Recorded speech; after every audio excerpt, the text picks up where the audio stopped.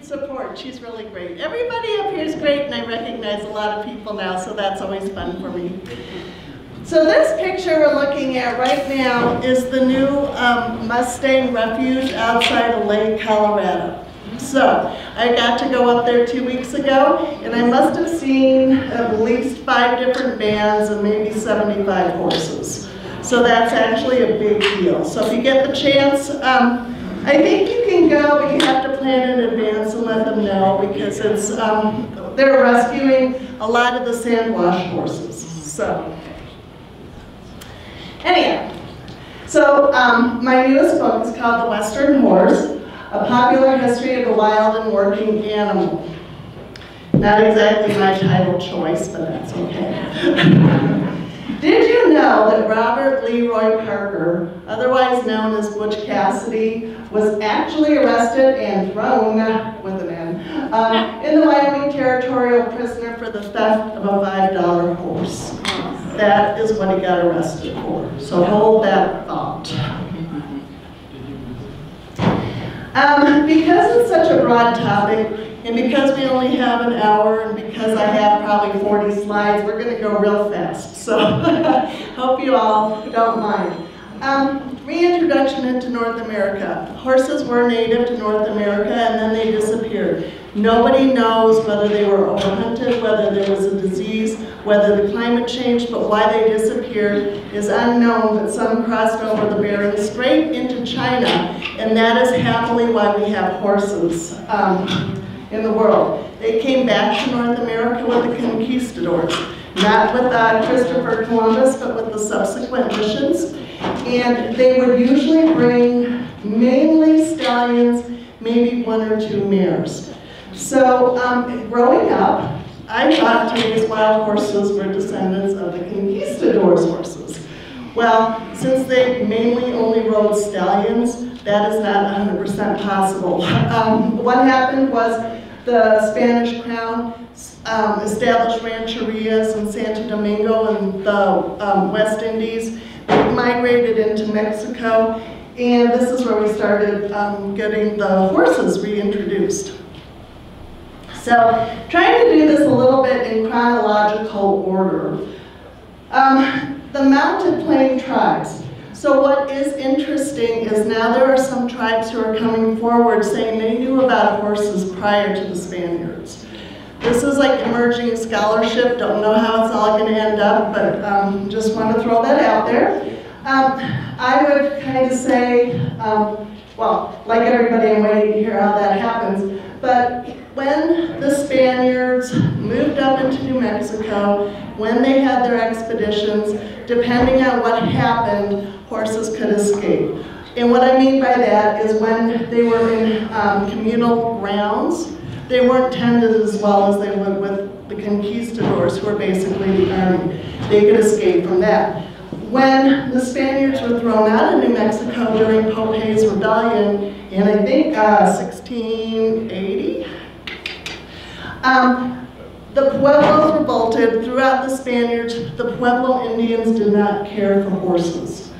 To them, they were eating their crops. They did not like them, but what they quickly realized was their value in trade to other tribes, such as the Comanche, the Ute, and the Apache.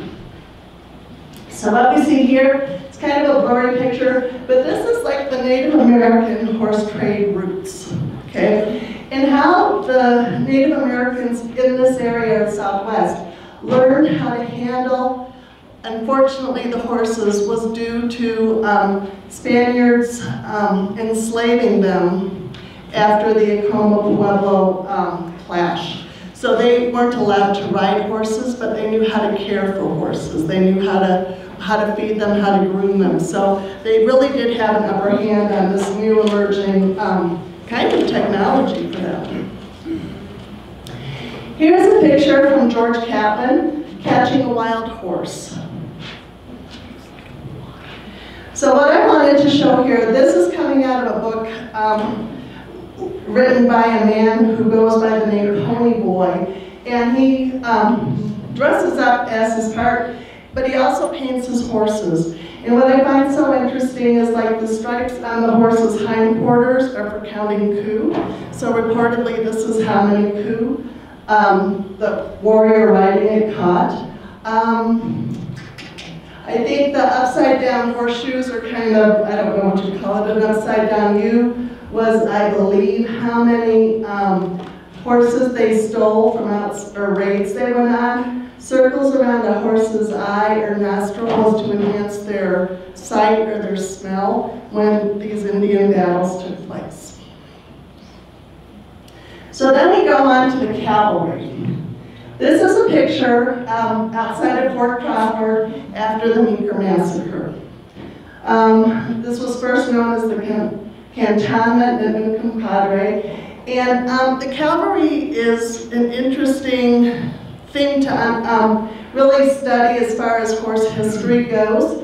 The U.S. Cavalry was founded as a response to Black Hawk's War, and they had mounted volunteers if they were lucky. Everybody was a volunteer back in that day.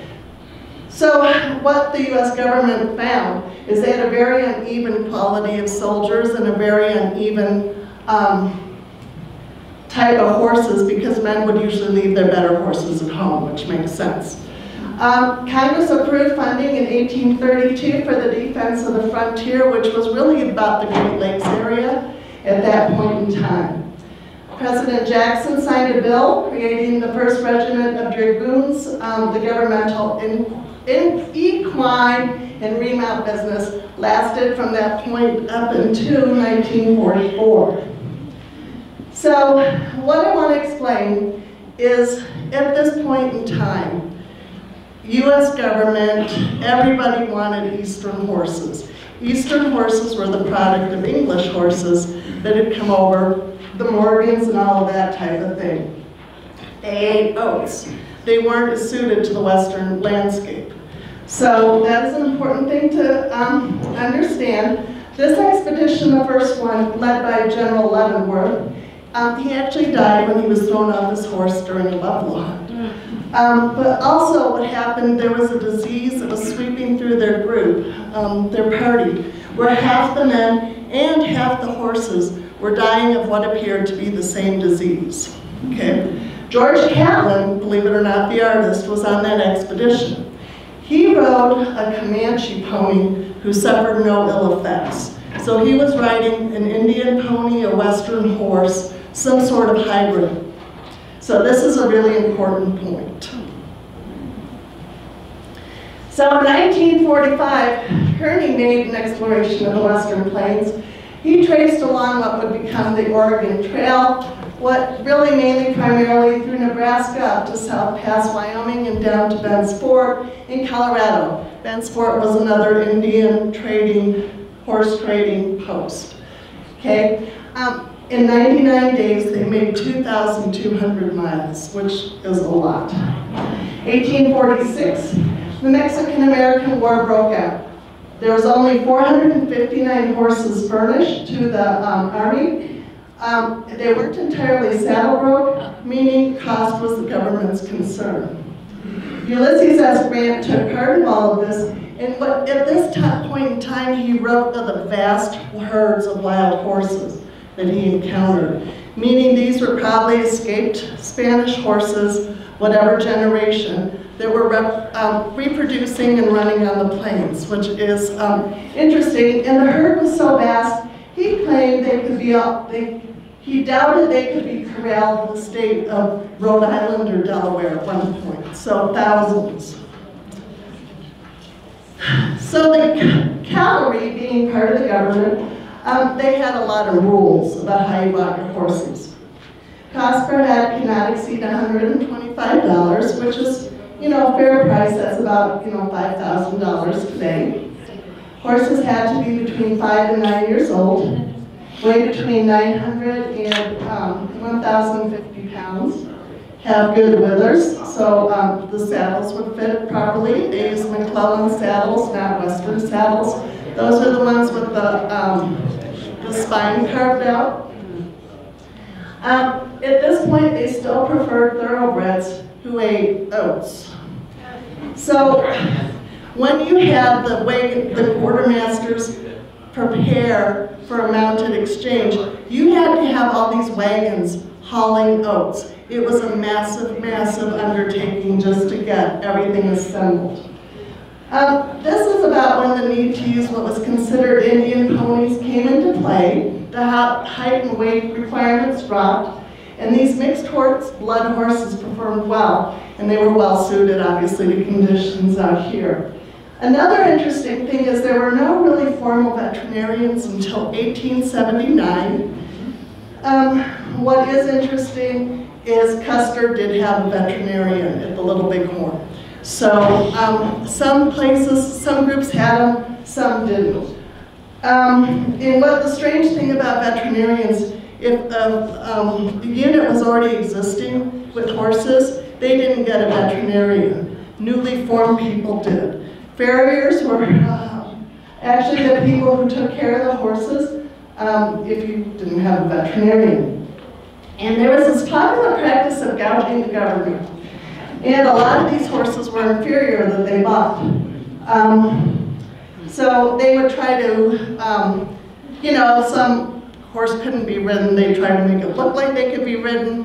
If they had white hoofs, those were considered weaker. They would paint them black. I mean, they would just try to get the horses sold. Also, government horses were targeted by horse thieves despite their brandings. So, during the Civil War, it discovered that many troops had a woeful lack of knowledge in the care of treatment of horses and mules. Special inspectors were appointed and given broad powers, which included authorizing the transfers of officers and entire cavalry commands to the infantry if they were found mistreating their horses or mules.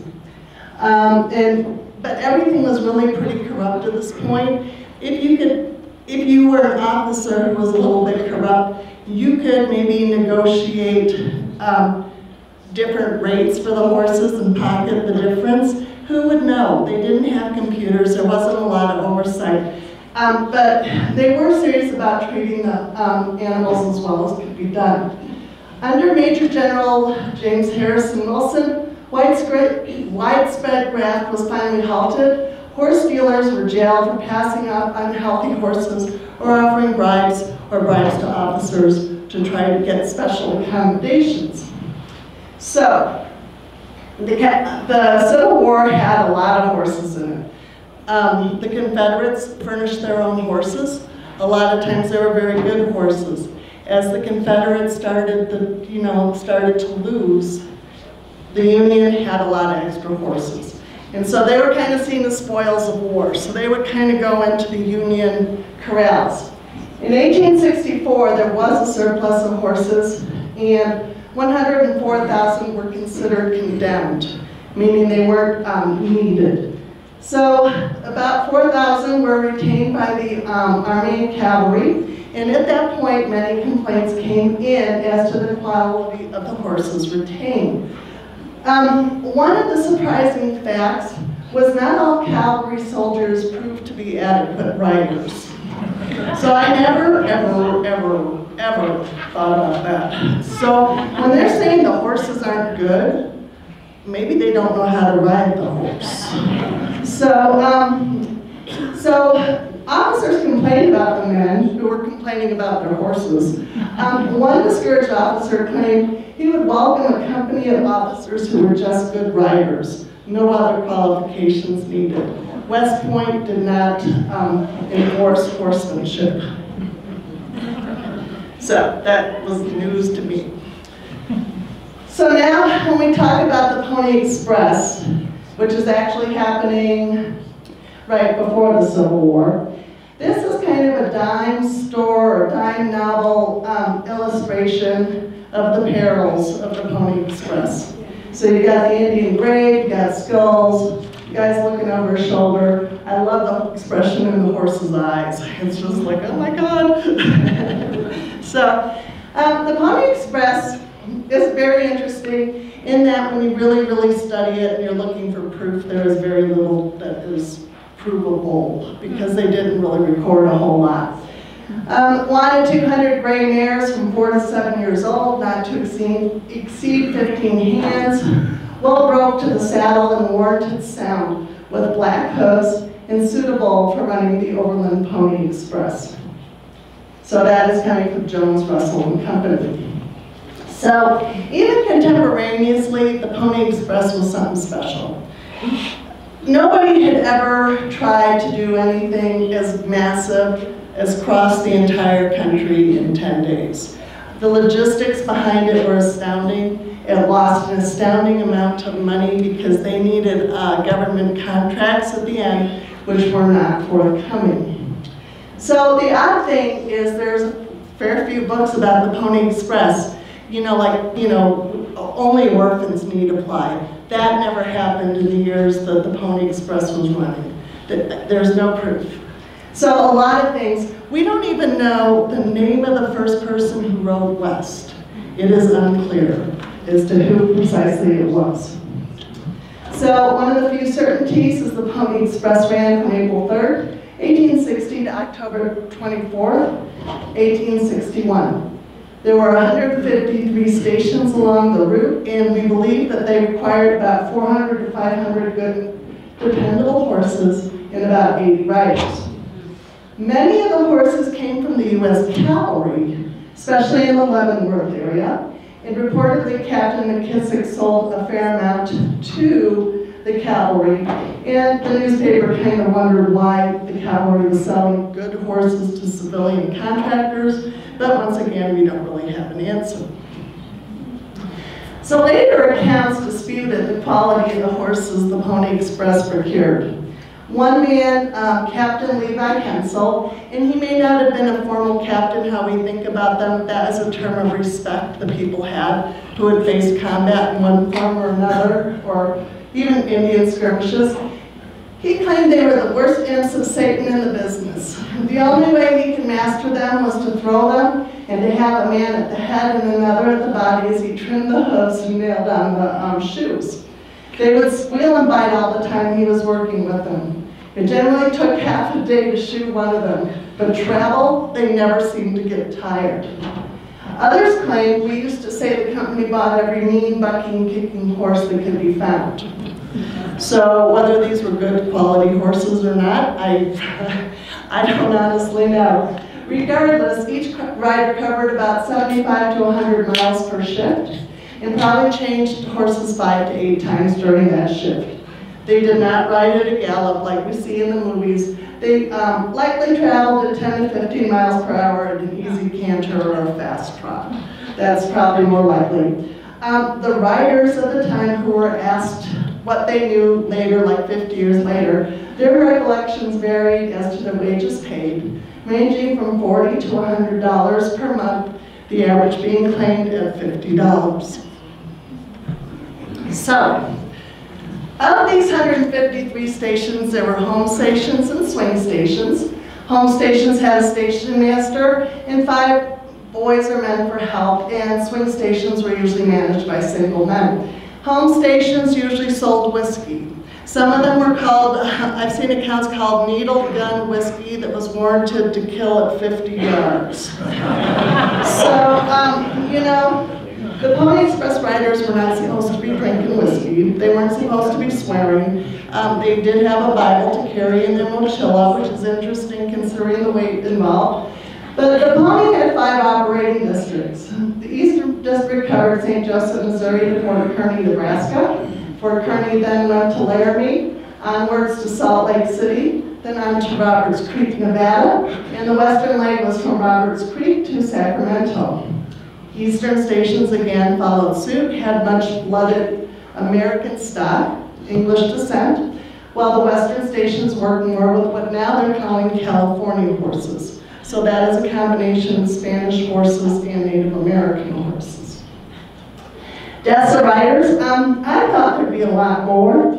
The first came 15 days after the inaugural run. There was an ox laying in the road. The rider and the horse did not see it. They ran into the ox. The horse fell on the rider. That's one death. 4 riders were killed in fights with American Indians. One was hanged for murder after he got drunk, probably drinking this needle gun whiskey stuff, and killed a man. 2 froze to death, and there's a total that I could find of 8 fatalities of active riders of the Pony Express.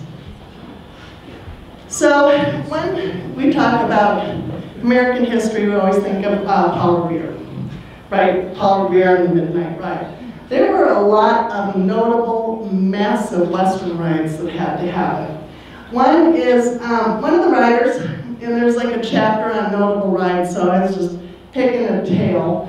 But Robert Haslam was known as Pony Bob. He reportedly had the longest Pony Express ride, ranging from maybe 140 to 160 miles due to the outbreak of the Pyramid Lake or Paiute War in 1860. He was assigned to the station near Lake Tahoe. His standard route ran from Fridays to Fort Churchill near Silver Springs, Nevada, which is 56 miles.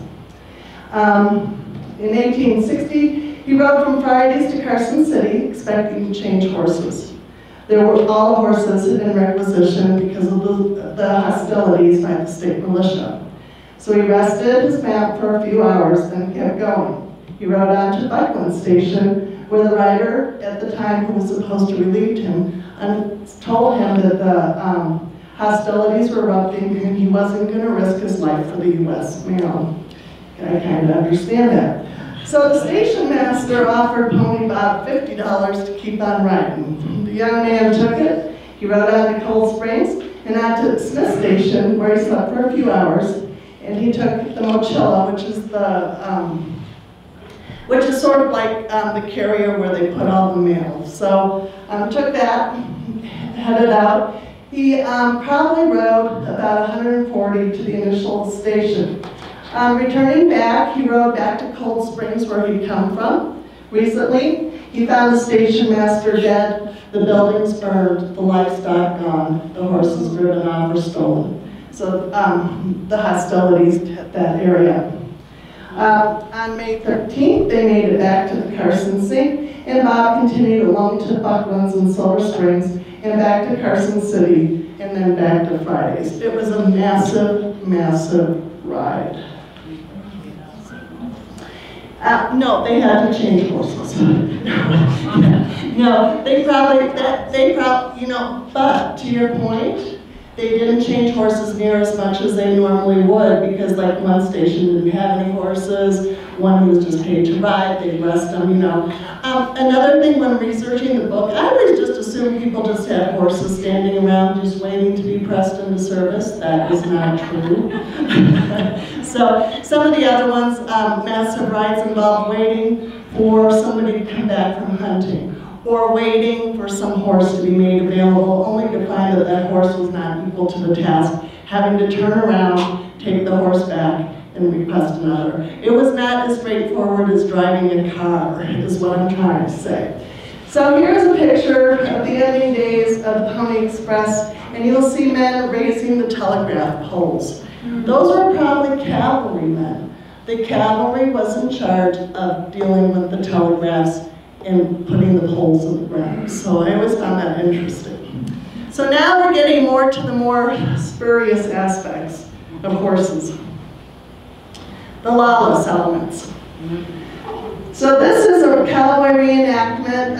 Cowboys seem to like to reenact hanging horse thieves. So there's a lot of these photographs out there, but this is a pretty cool one.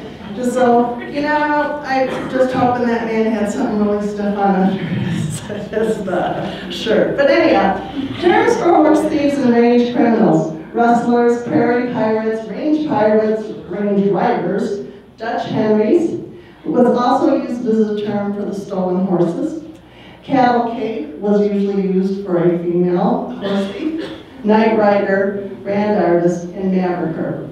So why was a horse theft considered as serious as murder, and why did Butch Cassidy get arrested for a $5 horse? The reason why is because if you're out in the middle of nowhere, think about out here, you know, 120 years ago. Think about Craig. Think about anywhere. If somebody took your horse and you didn't know exactly where you were, how were you going to get to what you needed? How could you find water? Did you have food? Did you know where you were going? Was it snowing? So if you left somebody just standing in the middle of nowhere, it was basically a death sentence, and it was treated as such. So, early Western law enforcement attempts. Colorado is credited with a group called the Uplift Society, which is referring to hanging. There's also anti-horse theft associations, which were very active. I think they started in the Missouri area and spread west. Stock growers associations. Once again, Colorado is not exactly a shining light in all of this, which really just kind of blows everything my dad told me growing up. You know, we're honest, straight, honest people. Well, not so much. So if you heard of Dave Cook, he was the city marshal of Denver and the founder of the Rocky Mountain Detective Agency. He was a young guy at this time, and they told him to learn everything you can about stock theft. So he was very diligent. He learned everything he could about stock theft. And he also learned that some of the cattle grower association's officers were doing the most stealing. So at one of their board meetings, he kind of called them out, you know, said, this is what we're seeing. A lot of them resigned the next day. So it was kind of interesting that they're, yes, stop the theft, but they're stealing. Granville Stewart also was a lawman. He was the star of Montana's horse thief war. So, I don't know, that's Montana, so we're not going to go into that much. But there are types of theft, outright theft. Apparently in the early days, people felt government and Indian horses didn't count. So, you know, if you stole like the Cheyenne's horses, they'd be like, well, they're just the Cheyenne's horses. And, you know, true, everybody was kind of stealing each other's horses, I guess, but mavericking, branding unbranded horses is one zone when you know it doesn't belong to you, and you think it might belong to somebody with a valid claim. Venting is changing the brand. And one is stealing horses in one territory and selling them in the next, and vice versa. So we'll talk about a good example of that. But anyhow, brand inspectors, very little has changed from the days of Dave Cook. Today they still inspect brands, meaning the proof of ownership. They inspect every animal for the brand upon purchase and sale, transport over 75 miles, and crossing state lines. Sometimes you can see here at the bottom one, they have special brands for horses, which are different from their cattle brands, and the upper one is just a variety of different horse brands for the same owner. And here is a picture of what is called a cowboy mount, and that's Library of Congress. So famous horse thieves and associations.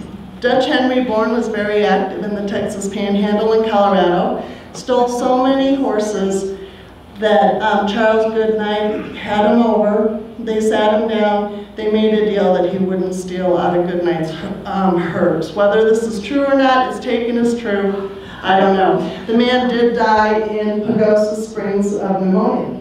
The Musgrove Gang, based in Colorado, their members were publicly hung in Denver. Doc Middleton and the Pony Boys were based in Nebraska.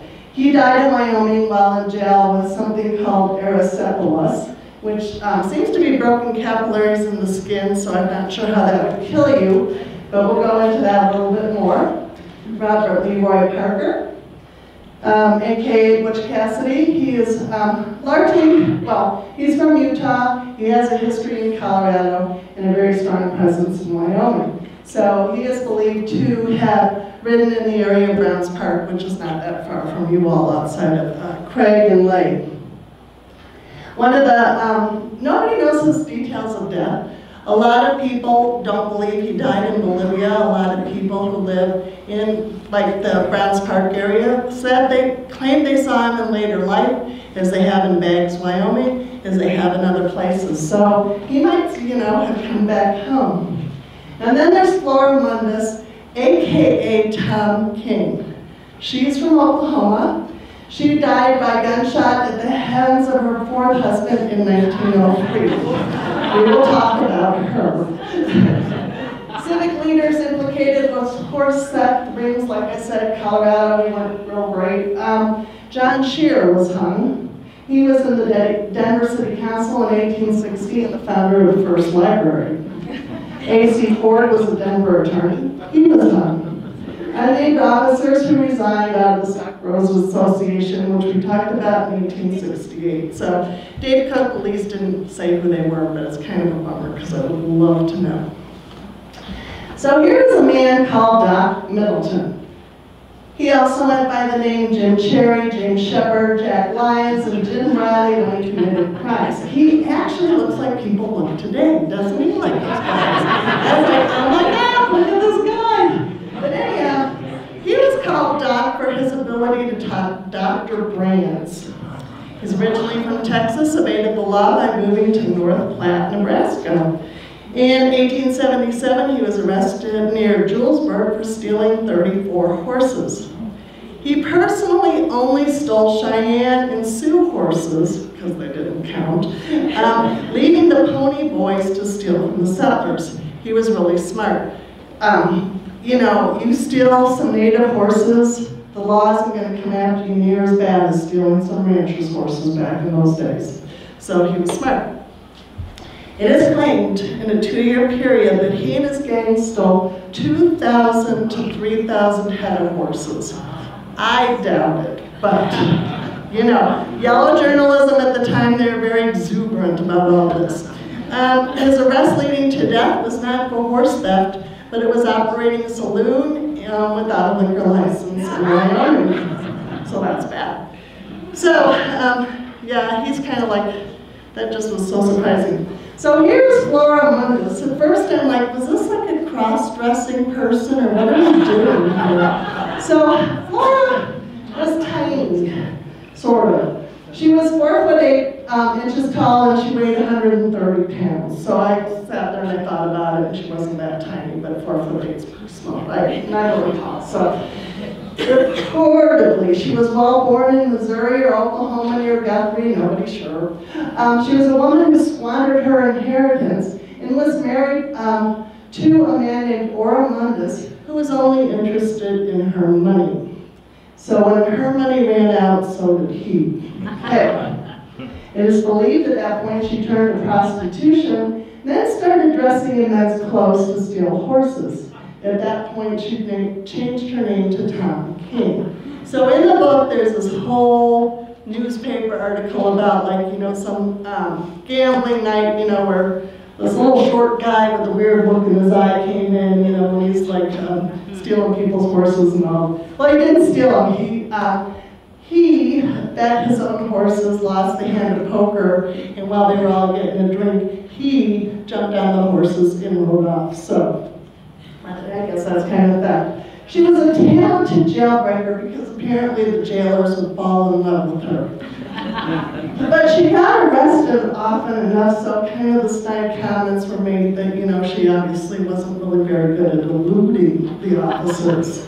So she eventually married a Chinese immigrant and changed her name to China Dot. Husband number 3 or 4, Bill Garland, shot and killed her in 1803 when both were high on opium. Hard way to go. Here's a Polaroid photograph of Butch Cassidy. He moved to Telluride in 1884, perhaps to deliver stolen horses. Then he got into bank robberies, which was much more interesting. He had a ranch in Du Bois, Wyoming, and talked about a $5 horse. The theory has been advanced that Butch was actually running a rancher's, quote, protection league up in Du Bois. He served, sorry, typo again, he served 18 months of a 2-year sentence. What was going on there?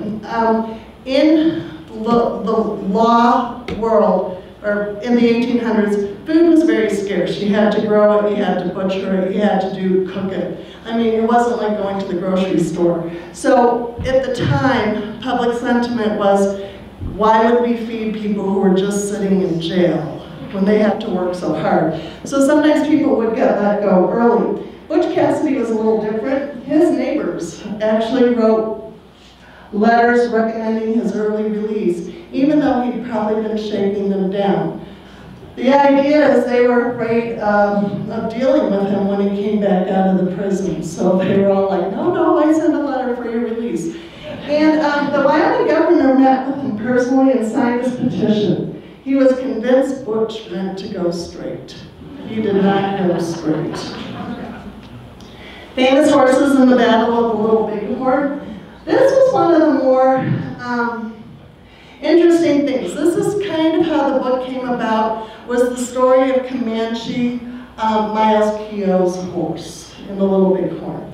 So, but starting with chain of command, George Armstrong Custer had 2 horses. A lot of officers had 2 or 3 horses. They had different talents and different skill sets, as people who ride horses know.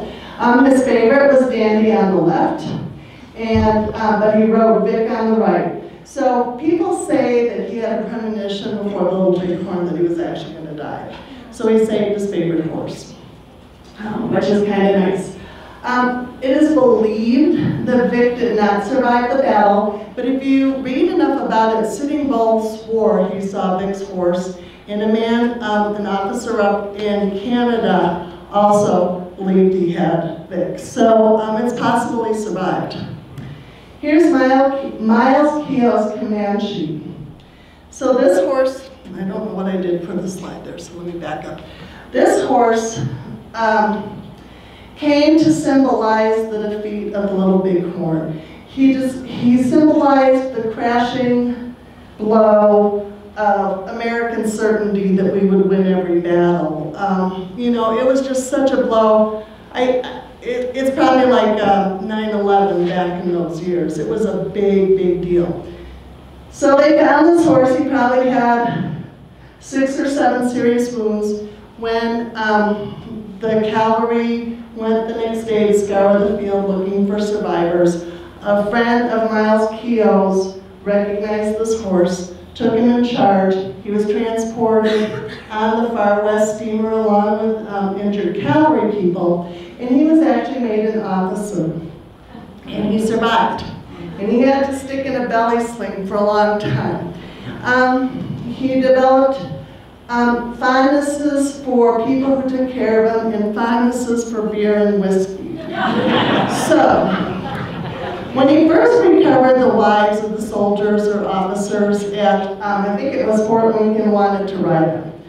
One general got totally exasperated with all these ladies wanting to ride him, and he's like, he's worked enough, he's a national treasure, nobody's riding him. So all he would do is he'd get dressed up for parades and go out into parade grounds. Nobody ever chastised him if he went like through the parade grounds when he wasn't supposed to, because that was Comanche. But the enlisted men would buy him buckets of beer on payday, and the officers would give him whiskey. And there's stories in the book that he was just quite the tippler, and I believe that. So what is interesting was the men on either side who rode their favorite horses into battle that day. This is a drawing by a man called No Two Horns. I've got his name next door. But this is a blue roan. And this man had a prolific art career. He's in the Smithsonian, in the Historical Society of North Dakota, which is a fancy museum. He a lot of times depicted horses. They were always blue, and it is thought that this is the horse he rode into battle that got killed. I love this stick. I think this is just so fabulous. Again, another blue roan, apparently, with hair and one hoof at the back. I just think it's fascinating and fabulous. And his native name was Hinufo Anuka, Joseph No Two Horns. So, early rodeos, covering a lot of territory here. So, early rodeos, Deer Trail, Colorado probably is the first organized rodeo in 1869. If you won the rodeo, you got a suit of clothes. Very different than today. North Platte, 1882. Buffalo Bill was the chairman of the 4th of July celebrations. He was a good showman, and this is really when it took off and started to become more mainstream. Pecos Rodeo in Texas, 1883, Denver Festival of Mountains and Plains, 1895, later became the Taste of Colorado, probably in about 1981, which just kills me to admit, but that's what they called it. Cheyenne Frontier Days, 1897, and the Pendleton Roundup in 1910, and the Let Her Buck slogan. So everybody's seen that. What is interesting, to me, being female, I guess, are the women's rodeo events. It is believed that barrel racing began in Texas in the early 1900s. It wasn't until the 1940s that barrel racing became a speed or timed event. Before that, the judges were relying upon the appearance and the horsemanship of the women riding. So if you look good, you might win. You could be really slow. In 2016, women's ranch riding competitions re-emerged after a hiatus of about 100 years. Men can participate in ranch riding competitions as well, and those feature the use of a night latch or, a strap like through the pommel. But what the thing is in the 1910s and 1920s, women rode broncos as well as men. Okay. But what they were, and also women riding side saddles made a comeback in special events, including the Calgary Stampede. So if you look on YouTube for some of these women riding side saddles, they are hauling butt big time. And they're dressed Victorian. I'm just like, oh my God, how do you do that? So the women at the time, though, they were riding hobbled as opposed to riding what they were calling slick.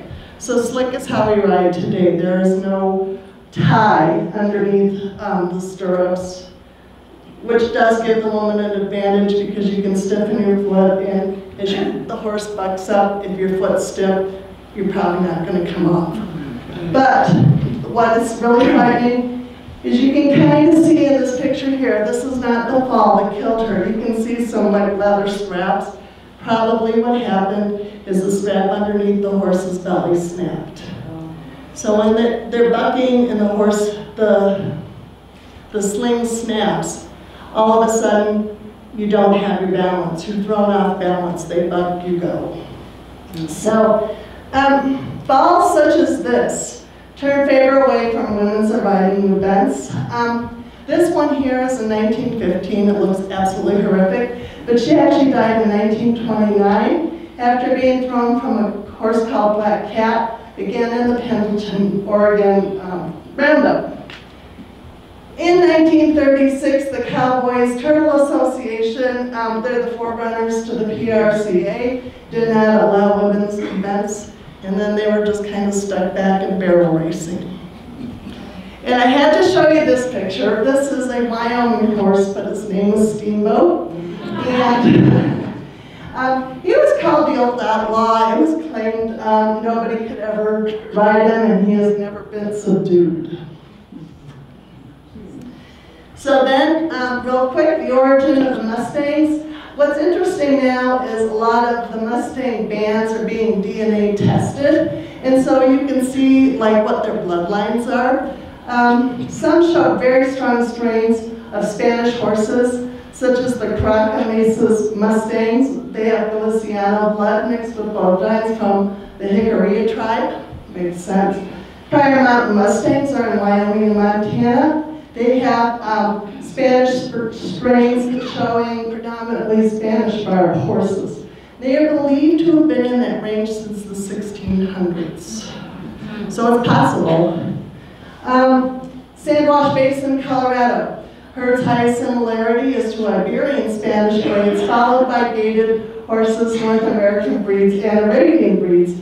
And now I'm going to tell you a story about Mr. Paul Bonifield. You're on. No, I'm just kidding. So we were the Western Riders of America in South Dakota, and I'm like, I want to go out to the Sandwash Basin and look for the horses. And he's like, okay, my wife has to ride. I'm like, okay, fine, that's fine with me. But anyhow, couldn't do it because he had company. But he's like, Randy, you're just going to be chasing old two-bar horses around. And I was like, well. But to his point, when you see that you have Spanish breeds, but it's followed by gated, which again is a rancher type of thing, two-bar. And North American breeds and Arabian breeds, they're like a conglomeration. What happened was, during World War I and the Boer War, all the Western ranchers were approached by the English to provide livestock for the wars. So everybody was breeding whatever they could. When the war ended, they had all these horses and the market value dropped out. A lot of them let let the horses go, let them loose. And so Paul was right, but at the time I was like, what is he talking about? So he actually made me study. So feral versus wild, in my mind, it is an issue of domestication, but people get very wound up on this. Everybody has an opinion. There's no doubt that many horses were released into the wild. They came from the ranches after the demand for World War I fell. I mean, how many generations does it take to be wild? I think if they've never dealt with the human, they're wild. But somebody else will disagree. So anyhow, and here's a picture of desert dust from the Wyoming State Archives, and I just think it's lovely. And here's the cover of my book. And thank you all for coming down tonight. So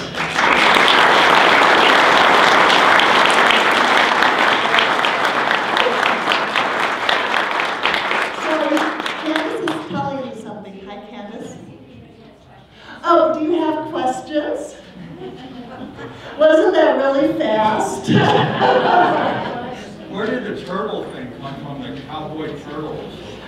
You know, it's down in the pro rodeo. I think it was a bunch of men got together to decide how they were going to run rodeo, because you started getting stock contractors who were making a lot of money. One of which was Gene Autry, and Paul wants that question. No, I'm going to tell you how the turtle organization started. Yeah, there you go. The turtle organization, the cowboys as they traveled, they were being cheated quite a little bit. So at New York, at Madison Square Gardens. Madison Square Gardens was the leading one. They got cheating so much, and they decided they would name the organization the Turtles, because they were so slow in getting organized. There you go. They were slow in getting organized, and you know, shenanigans are going on. I saw another hand. Right over here. Yeah, I was wondering, do you know why the Pony Express only ran for about a year and a half? Crippling debt in the telegraph. So letters cost $5 to send. So, you know, like a miner, for example, which would be later, would make like $3 a week. It was prohibitively expensive. And so the telegraph was like, it was cheaper, but like the vast, you had to have all those stations, all those horses, all those riders, all that grain. Very expensive, and also Congress was supposed to provide some appropriations, which they did not provide, and they folded. Yeah? On your famous rides, did you happen to have anything about, was it Joe Rankin? I do. The Meeker Massacre, yeah. That was another thing, because it's like, you read about this, and I mean, the poor guy was like riding up to Wyoming for help. I mean, coming down from Meeker, Colorado, obviously. I mean, I would have been scared to death. I mean, it's just like wild. It's just like all of a sudden these people are just tearing across, like really wild land. So yes, I do have them, but congratulate, I'm like excited somebody knows who it is. The thing is with Rankin, you know, he rode up as a scout. Right. And fought the battle all day. Yep. And rode Back. 175 miles back. He was tough. Now, with him, though, was, and I can't think of George's last name, but he was that little team. He also was in the fight, and he came down and led the cavalry. Right. Back to the fight. Yes. Yeah. And so he made a hell of a ride himself. Yeah, he did. So I've got those ones in for those rides, Pony Express. Because I really think, like we just got Paul Revere, people who are doing that stuff were like in rougher territory than Paul Revere was. So yeah.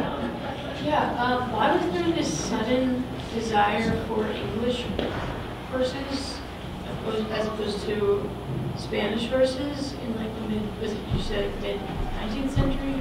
Well, because the English horses were coming from the East Coast, and it's always kind of, here, I'll show you my Western roots. It's always that East Coast snobbery. What we have coming from the East is better than what you guys got out there. And they're big, beautiful, thoroughbred horses. You know, like, you'll see paintings of them in museums, right? You don't really see many paintings of cow ponies in museums, but they were not so well equipped. And what they found when they were fighting the Apache down in Arizona was they had a cavalry troop there, which I forget which one it's written about. They had the thoroughbreds, right? They had to trade horses with the other cavalry in it. So they got all of a sudden these cow ponies, California horses, whatever. Those horses performed much better than their eastern thoroughbreds. So even though they felt they got gypped in the exchange, they survived much better. So, snobbery! Yeah? When did the American quarter horse come on the scene? 1940. Paul says 1940, so that's in the book too. There's like a lot of, I went through some of the bloodlines. I actually ride quarter horses and Mustangs, but you know, they have like a bunch of descendants of like steel dusts, and they were so prevalent they were called steel dusts for a long time. Yeah? You had mentioned that there was a disease going through and affected both the horses and the riders. And you said that there was an Indian horse that came in and they didn't have that. What was discovered?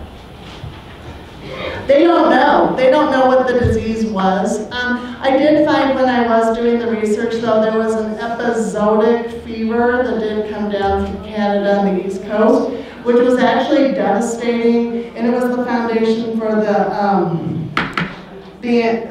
do I want to call it? The Anti-Cruelty to Horses Act, ASPCA, whatever, to Dumb Friends League. So all of a sudden, when the episodic fever hit, they realized they were working horses to death. They were keeling over in New York City. It was just awful. It's kind of one of those things you read and you just don't want to keep reading. So, yeah.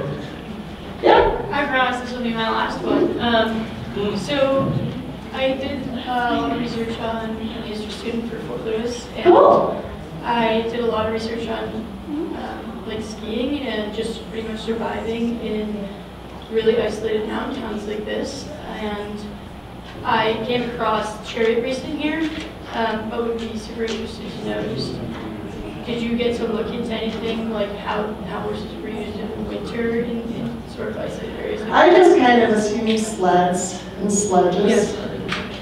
But no, I didn't look specifically for that. I was kind of looking at, like, you know, the fire horses, you know, so that was an interesting thing, ranch horses.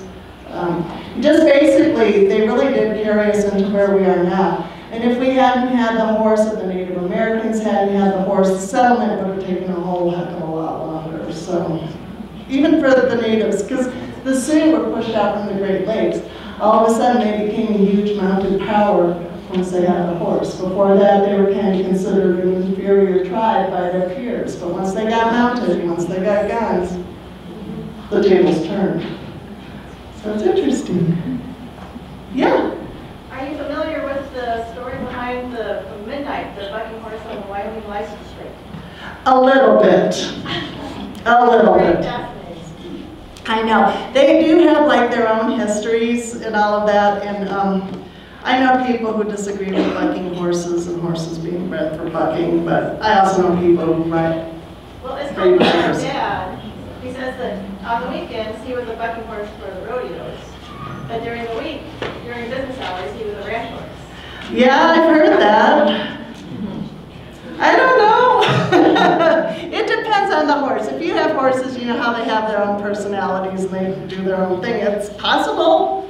Anything's possible. So, all right. Well, it's 6:30, so thank you everybody for coming in.